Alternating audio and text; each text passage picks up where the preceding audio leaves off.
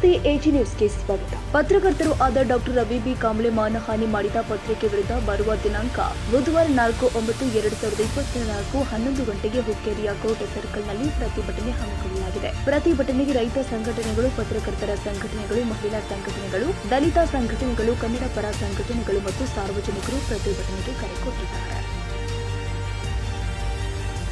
ತಾಜಾ ಸುದ್ದಿಗಾಗಿ AJ news 24x7 ಗೆ ಸಬ್ಸ್ಕ್ರೈಬ್ ಮಾಡಿ ಮತ್ತು ಬೆಲ್ ಐಕಾನ್ ಒತ್ತಿ ತಪ್ಪದೇ ಲಿಂಕ್ ಶೇರ್ ಮಾಡಿ.